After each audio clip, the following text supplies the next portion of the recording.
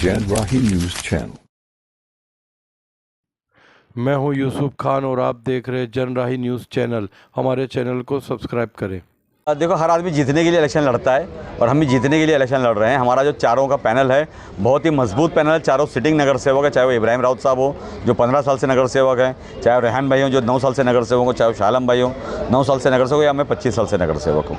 तो हम चारों जो हैं वो एक तजुर्बेकार लोग हैं जिन्होंने अपने वार्ड के अंदर काम करके लोगों को दिखाया है, लोगों का विश्वास जीता है और हमें ये उम्मीद है कि इंशाल्लाह लोग वापस हमारे पर विश्वास करके हमें वोट देकर आएंगे। आपको एक बात बोल दूं मैं कि हमारे सामने के जो लोग हैं वो इतने घबराए हुए हैं कि अब उन्होंने अपने आपसी तालमेल को एकदम से बिगाड़ चुका है और सिर्फ अपने बारे में सोच रहे हैं, अपने एक वोट के बारे में लोग बात कर रहे हैं। चाहे वो शमीम खान हो, चाहे वो इमरान सुरमे हो, ये सिर्फ 2 ही लोग ऐसे हैं जो अपने अपने वोट के बारे में बात कर रहे हैं। 2 के बारे में तो लोग बात ही नहीं कर रहे हैं, बाकी 2 के बारे में। तो मैं समझता हूँ ये वैसे ही है, इलेक्शन जो है वो मेरे ख्याल से ख़त्म हो चुका है और इस इलेक्शन में कोई हवा बची नहीं रही है। कई सारे कैंडिडेट हैं आप लोगों के सामने जी, आप लोग मेन फाइट में किसको देंगे? नहीं, हम तो फाइट ही नहीं समझ रहे हैं कि हमारे सामने कोई फाइट है। मैं ये समझता हूँ कि इंशाल्लाह जो भी लोग हमारे सामने खड़े हैं, चाहे वो MIM के हों, चाहे वो तुतारी के लोग हों, चाहे वो समाजवादी के लोग हों, सबकी हवा निकल चुकी है। सब घबराए हुए परेशान हाल घूम रहे हैं। और अब कहीं हमें एक बात समझ में आई है, सुनने में आई है कि हमारे इलाके के जो एक प्रत्याशी हैं समीर शमीम खान करके और इमरान सुरमे करके, ये 2 लोग अब यहाँ आकर के रशीद कंपाउंड के अंदर लोगों से वोट खरीदने की बात कर रहे हैं। तो ये कहीं ना कहीं जमहूरियत का कत्ल है, जमहूरियत का एक मर्डर करने की कोशिश की जा रही है कि पैसे के बल के ऊपर इलेक्शन लड़ा जा रहा है। पर हम ये मानते हैं कि जिस तरीके से 2012 के इलेक्शन में सुभाष बुरी साहब ने भी यही हरकत की थी, रशीद कंपाउंड के अंदर पैसा बांटने की कोशिश की थी और पैसे के बल के ऊपर इलेक्शन लड़ा था, मगर उन्हें मुंह की खानी पड़ी थी। मैं फिर वापस बोलता हूं आपको मैं कि जो हाल सुभाष बुरी साहब का हुआ था वो तो एक दिग्गज नेता थे और एक सुलझे हुए नेता थे, उनका ये हाल हुआ था। ये तो नौसिखी हमारे सामने खड़े हैं। तो मैं समझता हूँ कि रशीद कंपाउंड की जनता एक मुंहतोड़ जवाब देगी इनको। राजू भाई, आप सिटिंग नगर सेवक हैं, रह चुके इस वार्ड के, आपको ऐसे कौन से काम बाकी हैं जो आप अभी करवाएंगे? सबसे पहला काम हमारा गौसा तलावपाली से लेकर के और अंबर होटल से लेकर के हमारा जो वाई जंक्शन और वाई जंक्शन से लेकर के जो सैनी नगर का जो सर्विस रोड है, इसकी हमारी तमन्ना थी, मेरे वालिद साहब की तमन्ना थी, रेहान में की तमन्ना थी, हमारी तमन्ना थी कि ये सर्विस रोड होना चाहिए। इसका हमने टेंडर कॉल कर दिया। 18 करोड़ 52 लाख का ये टेंडर है। टेंडर ओपन हो गया। ओपन होने के बाद में हमारे जो कॉन्ट्रैक्टर को लग गया, मगर खाली ये हुआ कि 15 दिसंबर को जब आचार संहिता लगी तो हमें कार्यादेश या वर्क ऑर्डर नहीं मिल पाया था। मगर हमें उम्मीद है कि इलेक्शन के 10 दिन के अंदर अंदर हमें वो कार्यादेश मिल जाएगा, वर्क ऑर्डर मिल जाएगा।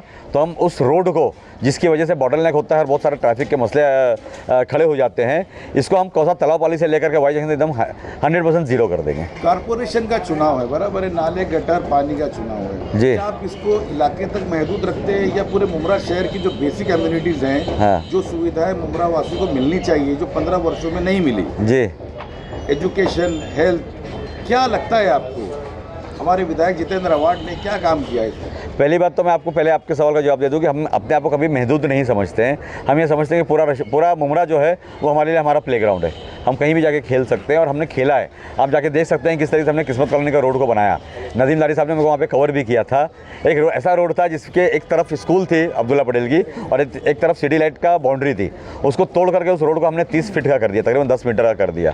उसके बाद में आपने जैन मंदिर, बाहुबली जैन मंदिर ट्रस्ट का जो रोड था, जहाँ पे अक्सर एक्सीडेंट हुआ करते थे, बहुत पतला रास्ता हुआ था, संगरीला रास्ता था, उसको तोड़ करके हमने चौड़ा किया। हमारे मुमरा के फ्लाईओवर का हमने काम किया। हमारे मुमरा कौसा की चारों स्कूल, चाहे वो MMLA की स्कूल हो, आइडियल मार्केट की स्कूल हो, बाजारपेट की स्कूल हो या मुमरा देवी रोड की स्कूल हो, चारों म्यूनसिपालिटी स्कूल का हमने काम किया तकरीबन 12 करोड़ रुपए के अंदर। पूरे मुमरा कौसा के अंदर 83 करोड़ 75 लाख रुपया ला करके हमने मुमरा कौसा के नालों को बनाने का काम चालू किया। चाहे ग्रीन पार्क का नाला हो, चाहे चन्नीपाड़ा का नाला हो, चाहे फला का नाला हो, चाहे MMLA का नाला हो, चाहे ठाकुरपाड़ा का नाला हो, चाहे शादी महल का नाला हो, ऐसे कई नाले हैं जिनका हमने काम चालू किया। माशाल्लाह सारे काम खत्म होने की कगार के ऊपर है। तो मैं ये नहीं समझता कि हम महदूद होकर काम करेंगे।